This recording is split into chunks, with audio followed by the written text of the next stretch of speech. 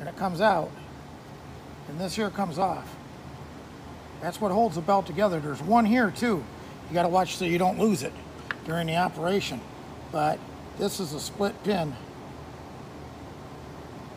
Pulleys, pull it together. Make sure that you got room here to put your splice in. What we're going to do is we're going to cut this belt at the proper length. But before I do that, to find out where to cut it at, is I tension up the belt. And what I use is I use a ratchet strap. I'll attach it down here one end. I'll attach the other end down here behind the second bucket, and I'll pull it together, the belt together, and tension it up.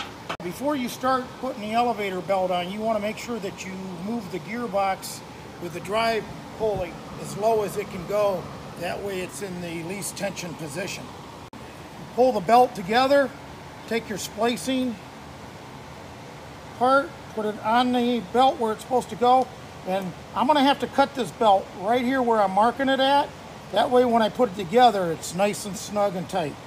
Cut the belt. You got this little guillotine tool to cut the belt. Open it up, put it on the belt, line up where the blade is, with the mark that you just made. Rotate it up there, like that, and cut the belt.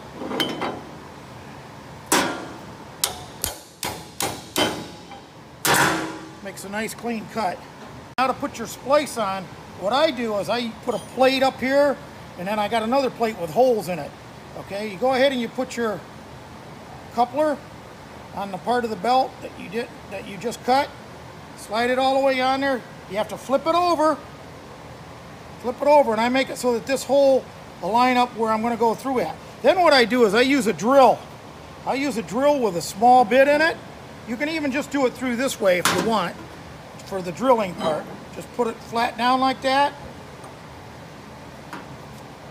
and drill straight down so that you come through the other side through that splice part.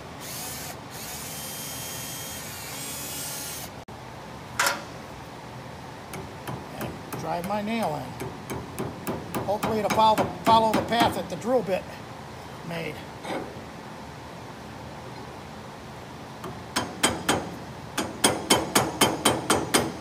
Once you get that nail all the way through, flip your belt over and bend over the nail.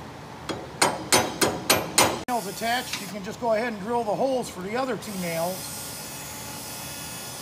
I just take it out here and just take it through here and make sure it goes all the way through.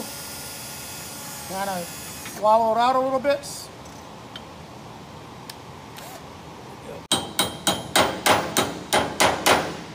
Okay, now you got all the nails in with the splicing part on there. Next thing is to put in that rocker pin and put the belt together.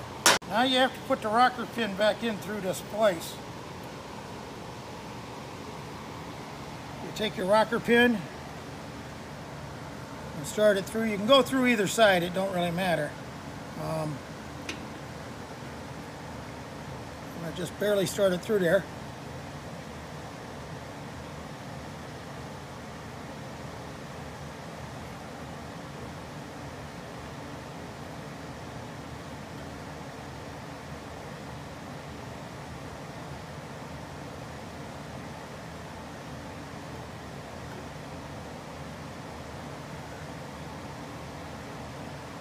Take this little screwdriver or something and turn that rocker pin. What I usually do is I'll try and turn it and wiggle it to get it in there. Got to make sure, because once you go through, it'll come right out the other side really quick. So what I try and do is put my thumb on the other side of the belt so that when it does go in there, it won't come out the other side. There, she started to go in there. Turn it until she goes right on in. Say, it's not an easy thing to do.